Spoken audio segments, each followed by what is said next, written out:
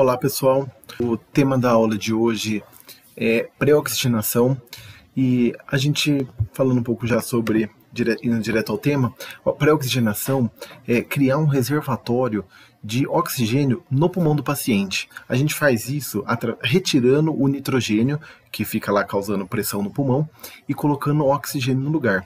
Dessa forma, no período apneico, ali, sequência rápida de intubação, a gente vai conseguir que ele vá usando esse reservatório de oxigênio e diminua a chance de ocorrer uma dessaturação, de que o paciente sofra com hipóxia, que é uma das grandes preocupações que a gente tem na sequência rápida de intubação e na intubação de forma geral do paciente no setor de emergência. A gente faz isso dando o MyFeed-O2 o mais próximo possível de 100% para o nosso paciente por um período de no mínimo 3 minutos, de preferência 5, se a gente conseguir deixar um pouquinho mais tempo, melhor. Mas se a gente tiver pouco tempo para fazer essa pré-oxigenação, num paciente que esteja colaborativo, a gente pode até considerar fazer 8 capacidades vitais do nosso paciente. Então a gente pede para ele soltar o ar e respirar profundamente, dando uma FiO2 em torno de 100%. Dessa forma a gente consegue fazer uma pré-oxigenação em até 1 minuto, ganhando bastante tempo. Uma das formas descritas possível de checar se foi realizado corretamente a pré-oxigenação é avaliar o O2 no final da expiração, o end-tidal O2. Quando ele está acima de 90%, num paciente que tenha uma ventilação adequada, então que esteja conseguindo fazer a ventilação corretamente, que não é o caso de todos os pacientes, a gente pode até considerar essa como uma das formas de avaliar se a nossa pré-oxigenação foi correta. É importante a gente garantir também a qualidade do método que a gente esteja usando e que a gente siga os tempos que são orientados, tá? Então, por que a gente vai fazer a pré-oxigenação? Esse gráfico eu tenho certeza que todo mundo já viu. A gente faz a pré-oxigenação porque os nossos pacientes dessaturam rapidamente. Então aqui tem a curva do gráfico de um paciente normal, 70 quilos, jovem, sem comorbidades, e ele demora 8 minutos ali para começar a saturação a cair abaixo dos 90%. A primeira coisa que eu queria que vocês olhassem é que depois que ela cai abaixo dos 90%, ela despenca, ela cai muito mais rápido. E eu queria já que vocês dessem uma olhada num paciente com as mesmas características, só que já moderadamente doente, como a área da curva aqui de período seguro, que na verdade é a área acima do 90%, é muito menor. Então, assim, o nosso paciente não chega já numa saturação ideal e por isso ele desatura bem mais rápido. E uma outra situação seria aqui, por exemplo, na curva em preto, o nosso paciente obeso, que em menos da metade do tempo já caiu a saturação abaixo de 90% e muito mais rapidamente vai chegar ali numa saturação grave, uma dessaturação grave, com uma SPI de O2 aí na periferia abaixo de 80%. Nossos pacientes no setor de emergência, em geral, são pacientes assim, são pacientes graves e que estão em insuficiência respiratória aguda.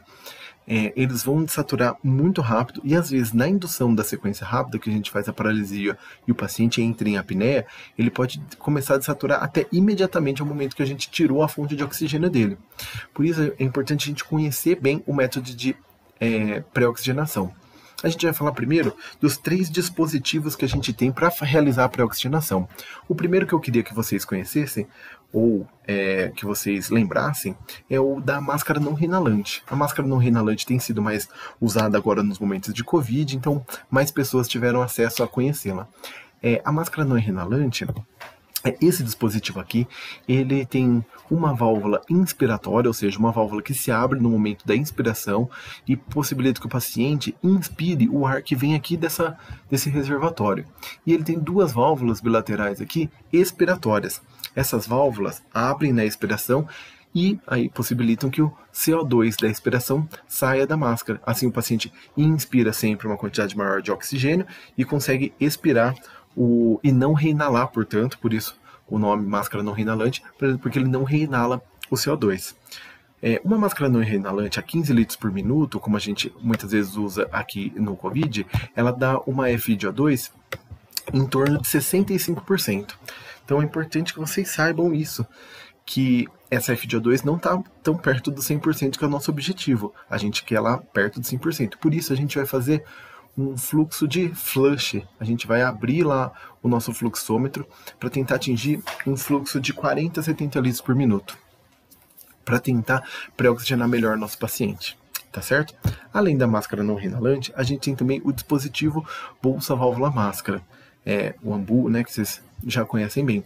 É muito importante, inicialmente, falando dele, que ele tem que ficar muito bem acoplado, muito bem selado à face do paciente para garantir uma FiO2 mais próxima de 100%. Lembrando que a máscara não reinalante, ela não vai chegar a 100%, porque ela não consegue não consegue selar perfeitamente a face do paciente. Então entra ar aqui pelas laterais e por isso não é possível de fazer ela a 100%. E para finalizar, um outro método que a gente pode usar para realizar a pré-oxigenação são os dispositivos de ventilação não invasiva. Qualquer um deles são interessantes e a gente vai explicar mais para frente agora aqui na aula como eles podem ser usados. Bom, e agora eu queria falar com vocês sobre os 3 tipos de pacientes. Então a gente tem também 3 pacientes que cada um vai se adequar melhor a uma estratégia. O primeiro que eu queria falar para vocês é talvez um paciente muito comum nas intubações na sala de emergência, que é o paciente que tem uma ventilação espontânea que não é adequada, ela não é capaz. E muitas vezes nossos pacientes são assim, e muitas vezes esse é o motivo da intubação dos nossos pacientes. Então, é aquele paciente que não tem um drive respiratório adequado, que está em falência respiratória, ou seja, já está com uma fadiga muscular, está exigindo muito do corpo dele, de musculatura acessória, para conseguir fazer a ventilação, para conseguir respirar o movimento respiratório. Esse tipo de paciente vai ter dificuldade de colocar oxigênio para dentro do pulmão, e por isso a gente vai dar uma pequena ajuda para ele. Eu recomendo para vocês usarem o dispositivo bolsa válvula máscara nesse tipo de caso. A gente vai fazer com esses pacientes uma ventilação cautelosa. Então, é uma quantidade muito pequena, menor do que aquela meia bolsa que a gente coloca na ventilação com pressão positiva. E a gente vai fazer de forma sincronizada com o paciente. Então, esse paciente ainda tem um drive respiratório, só que ele é insuficiente ou o paciente está muito cansado. Então, na hora que o paciente faz o movimento inspiratório, a gente faz uma pequena força ali na bolsa, bem acoplado à máscara no rosto do paciente, a gente faz um pequeno movimento da bolsa para ver a válvula inspiratória do dispositivo bolsa válvula máscara abrir. Esse já é o bastante. O fluxo vai estar aberto também, 40 a 70 litros por minuto, mesma estratégia da máscara não reinalante. E nesse paciente, com esse dispositivo, a gente vai conseguir ofertar uma FiO2 próxima ali de 100%. E a gente dá essa ajuda para o paciente ventilar. A gente vai tomar muito cuidado com pressões maiores do que 20 centímetros de água. Eu sei que é difícil a gente determinar qual que é a pressão que a gente está dando no nosso paciente. Em geral, a gente vai, aquela pequena apertadinha que a gente vai dar na bolsa não vai chegar nisso. Mas alguns pacientes vão ter maior necessidade de pressão. Pacientes que já têm uma pressão elevada das vias aéreas. Por exemplo, paciente obeso, um paciente que tem uma asma grave. E aí, o que acontece? A gente vai ter que fazer uma força um pouco maior, mas se o paciente ajudar com o movimento inspiratório, a gente vai solicitar isso ao paciente que ele faça uma respiração profunda. O quanto o paciente conseguir ajudar, vai fazer pressão negativa para o pulmão e vai puxar esse fluxo para o pulmão, que é o lugar onde esse ar tem que ir. O problema é quando o paciente não conseguir fazer isso e a gente fizer uma pressão um pouco maior. Essa pressão pode abrir ali a região do esôfago e mandar ar para onde a gente não quer ir, que é para o trato gastrointestinal. Isso aumenta a chance do paciente fazer, aumenta o risco dele de broncoaspiração. Nesse caso, a gente pode usar a mão, né, da estratégia da manobra de Selick, aquela manobra de compressão do esôfago usando a própria via aérea. É a recomendação do UpToDate. Em geral, a gente tenta o máximo possível não usar, porque a gente não tem um benefício tão comprovado nos estudos e nem sempre ela consegue realmente prevenir a broncoaspiração. Então a gente sempre vai tentar trabalhar ali junto com o paciente para evitar ter que usar a manobra de Selick. Um outro tipo de paciente nosso é o paciente que tem uma ventilação espontânea adequada, mas e ele está colaborativo. É o melhor paciente, é o paciente que a gente mais gosta de ver, né? Mas a pena que ele não é tão comum, assim, na situação de emergência. Mas o que pode acontecer? Nesses casos, talvez o melhor dispositivo realmente seja a máscara não reinalante. Mesma história, fluxo aberto, então a gente vai girar esse botãozinho aqui, que a gente tem do fluxômetro, então vai estar aqui no 15 litros por minuto, a gente vai abrir mais um pouquinho, vai chegar a bolinha aqui que mede o fluxo, vai chegar lá em cima, a gente vai continuar abrindo isso aqui, vai fazer um barulho até um pouco que vai atrapalhar a nossa comunicação ali na situação da intubação, mas todo mundo já tiver combinado do que vai ser feito, não vai atrapalhar tanto. E a gente vai fazer esse fluxo de flush. Então, abrir o botão até não poder mais. Esse fluxo de flush, eu queria só lembrar para vocês que ele é incerto, porque ele depende da pressurização de oxigênio da rede. Então, num hospital grande, geralmente a rede é bastante pressurizada e quando a gente abre esse botão, a gente chega a altos fluxos. Mas, por exemplo, numa UPA, num pré-hospitalar, onde a gente não tem uma rede tão pressurizada, a gente não vai conseguir um fluxo tão alto. E tem descrito até alguns relatos de fluxo em torno de 20 litros por minuto. Então, nesses casos, a máscara não renalante também não seria a mais adequada. Mesmo num paciente com ventilação espontânea adequada e nesse paciente que esteja colaborativo. Certo? Mas nesse paciente também não é difícil ventilar com o dispositivo bolsa-válvula máscara. Só que nesse aqui a gente pode usar a máscara não renalante, que seria interessante, às vezes até mais confortável para o paciente. E agora eu queria falar por uma situação que também é menos comum do que a primeira, mas que também pode acontecer e talvez vocês já tenham vivenciado esse tipo de situação, que é a ventilação espontânea adequada, mas o paciente não está colaborativo. Em geral, esse paciente está agitado. E ele fica tirando a máscara, ele às vezes está contido na cama, ele movimenta o rosto, e você não está conseguindo fazer adequadamente a pré-oxigenação desse paciente. Não dá para a gente colocar o nosso paciente em apneia, com a indicação de intubação que ele está, com um risco de dessaturação muito grande, sem pré-oxigenar adequadamente. Nesse caso, a gente vai fazer uso do Delayed Sequence Intubation, que aqui no Brasil a gente tem chamado de sequência lenta de intubação. Então o que é isso? É um método para a gente conseguir pré-oxigenar nosso paciente adequadamente. A gente vai fazer uma dose dissociativa da ketamina, que eu recomendo aqui a dose de 2 mg por quilo. A gente vai fazer isso antes da oxigenação, então lá no começo da sequência rápida. E a gente vai fazer isso de um bolos lento. Até recomendo que você calcule a dose. Você pode aspirar um pouquinho de soro, o enfermeiro, aspirar um pouquinho de soro e aplicar isso junto para que isso seja bem lento, mais lento que for possível. Porque o efeito de apneia causado pela ketamina, ele é muito dependente da velocidade da infusão. Por isso que a gente tem que tomar cuidado. Pode causar hipotensão também, como toda medicação que induz anestesia. A sedação da anestesia, mas é menos comum, por isso que essa medicação que foi escolhida. É importante que toda a equipe já esteja pronto para o protocolo e todo o material esteja pronto, porque se o paciente induzir uma apneia e você precisar dar sequência sem esperar a pré-oxigenação, é importante que já esteja tudo pronto. Então, nesse caso, todo o material pronto, depois que a gente começa a fazer a ketamina, tudo bem? E agora a gente vai falar de uma situação especial, com alguns casos mais específicos. Queria falar aqui do paciente com uma pneumonia, com efeito shunt importante, e do pulmão do paciente com síndrome de desconforto respiratório agudo, que vocês devem ter visto, para quem está entubando Covid aí, tem visto o problema do efeito shunt do nosso paciente. Então o paciente chega o sangue venoso no pulmão, por um bloqueio que ele tem lá no pulmão causado por essas doenças, o sangue não sai completamente oxigenado no lado arterial, lá para o ventrículo esquerdo. Nesses casos, aquelas estratégias anteriores podem não ser tão efetivas. E aí a gente vai lançar a mão aqui da VNI, que eu já falei antes, que a gente poderia usar. E a VNI aqui entra muito bem. Em geral não, sempre. Você vai entubar o seu paciente, o ventilador está pronto ali para você conectar seu paciente logo em seguida. Então o ventilador já está pronto, você pode usar uma interface, inclusive até mesmo a máscara aqui do dispositivo bolsa-válvula máscara. Mas se tiver qualquer interface de ventilação não invasiva pode ser usado. Você nem vai precisar colocar cabresto do paciente. Você vai já direto ali com a sua mão, fica ali do lado do paciente, orienta ele as inspirações, FiO2 a 100%, você vai setar o ventilador para ventilação não invasiva, e basicamente é isso, esperar os 3 minutos, o paciente vai ser muito bem pré-oxigenado. O resultado é muito bom, inclusive nos pacientes com Covid. Se você tiver a opção de ter um dispositivo bolsa-válvula máscara com válvula de PIB, que é interessante, eu sei que não é todo lugar que tem, mas é interessante. Ele tem esse adaptador aqui, ele tem uma parte diferente. Então ele é um ambu diferente e ele tem encaixe aqui que a gente consegue colocar essa válvula aqui. Isso aqui é uma válvula de PIP. Ela tem aqui um botão que gira em forma uma rosca e aperta uma mola.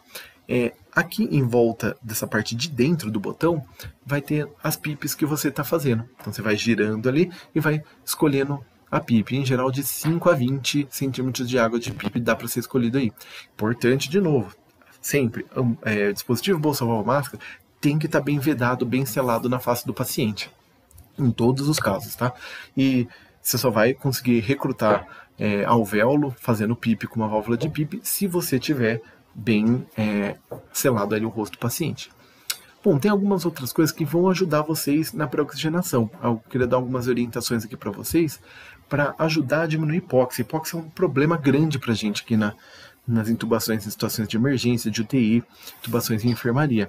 Então, as orientações que eu queria dar primeiro, posicionar o paciente ajuda muito. Talvez seja a coisa que mais ajuda aí. Mais uma vez, o posicionamento é muito importante. Você escolheu ali algum método, mas independente do método, posicione o seu paciente com a cabeceira elevada, pelo menos 20 graus. No protocolo aqui do time de resposta rápida, a gente usa 30 graus em geral, a maioria dos pacientes, de cabeceira elevada. Isso aumenta a capacidade pulmonar. No paciente obeso, na gestante, no paciente com ascite, diminui a pressão que o abdômen faz sobre o tórax, e com isso a gente já consegue recrutar um pouquinho de alvéolo ali, posicionar bem, isso já abre um pouco a via aérea do paciente. Tudo isso já ajuda muito a nossa pré-oxigenação. Então, na hora de pré-oxigenar, paciente de cabeceira elevada já ajuda muito. Inclusive, diminui em relação ao paciente em posição de 0 grau, diminui que essa oxigenação vá para o estômago, empurrando na verdade, ela não diminui que o ar vá para o estômago, ela aumenta a dificuldade do conteúdo gástrico subir, né? Porque ele não vai estar no horizontal, ele vai ter que ir contra a gravidade, isso dificulta um pouco mais o refluxo, diminuindo ainda mais a chance de broncoaspiração. Então, a gente posiciona por causa de pré-oxigenação, laringoscopia, para evitar broncoaspiração. E um pouco sobre a oxigenação perintubação. Então a gente vai falar algumas coisas sobre oxigenação apneica, o que é, a ventilação já propriamente, né? Não a pré-oxigenação passiva ali, só com uma leve ajuda, mas a ventilação mesmo com dispositivo bolsa-válvula máscara, e a inequívoca abertura, né? E patência de via aérea. Bom, sobre a oxigenação perintubação, a oxigenação apneica nasal é como ficou conhecida aí, deixar o catéter nasal durante o processo de pré-oxigenação, indução e intubação do paciente na situação de emergência. Então a gente deixa o catéter nasal ali, além de fazer a pré-oxigenação habitual, fica além disso um catéter nasal a 5 litros por minuto ali no nariz do paciente, e depois que ele é induzido para anestesia ali para realizar o procedimento, a gente aumenta isso aí para 15 litros por minuto. A ideia disso é fornecer oxigênio para o pulmão e diminuir a chance de dessaturação. Tem estudos com animais que são interessantes, eles aumentam muito o tempo que eles ficam mantendo a saturação usando o catéter nasal. Mas tem pouca evidência de que isso seja realmente efetivo. A sequência rápida de intubação, por já realizar a pré-oxigenação e por intubar o paciente rapidamente, ela aumenta muito a chance de sucesso, inclusive, da intubação, e diminui muito o risco de saturação. Por isso, talvez que a gente não tenha visto tanto efeito assim da oxigenação apneica. De qualquer forma, ela não tem efeitos colaterais, não traz nenhum prejuízo ao paciente. Então, em pacientes, principalmente sobre risco grande de saturação, a gente costuma fazer e oriento que faça. Deixa eu sair aqui para o lado, porque agora a gente vai falar aqui também da ventilação positiva, por pressão positiva no paciente ali perintubação, ou seja, desde a pré-oxigenação, passando pelo período de apneia. Eu posso ventilar o meu paciente que eu estou induzindo, tem risco de broncoaspiração, porque a sequência rápida orienta não ventilar o nosso paciente com pressão positiva. A gente tem que levar muito a sério esse dogma. Então, assim, se o paciente tiver uma dessaturação grave, ventile o seu paciente. Então, primeiro, dessaturação grave, se ele for diminuindo abaixo de 90%, se ainda não está pronto para fazer a intubação, ventile o seu paciente. Não, tente melhorar o máximo possível. Ou, entre uma tentativa, entre a primeira e a segunda tentativa, o paciente apresentou uma dessaturação, apresentou uma dessaturação, ventile o seu paciente, tá? Não perca a oportunidade de evitar essa dessaturação. Se eu ventilar o meu paciente, eu consigo diminuir o risco dele de dessaturação e sem aumentar, aqui vocês podem ver aqui nos resultados, a chance de broncoaspiração. Então, muito interessante aqui para os nossos pacientes ventilar, pode ventilar. E aqui só um pouquinho sobre a patência das vias aéreas, né? É importante a gente melhorar a patência no período perintubação. Considere uma Guedel, que é a oral, a nasal. Isso aqui é uma via aérea nasal. Considere a Guedel e, muito importante, manobra de tração da mandíbula. Faça uma manobra de tração da mandíbula, ajuda muito. E vai abrir, vai dar patência para a via aérea e vai facilitar, além da pré-oxigenação, principalmente a pré-oxigenação do seu paciente. Bom, pessoal, por hoje é isso. Queria agradecer a todos vocês. Muito obrigado pelas contribuições. E hoje a dica é esse canal do YouTube do professor Kovacs. Ele é muito interessante. Vou deixar o link aqui na descrição do vídeo. Não deixem de dar uma olhada lá.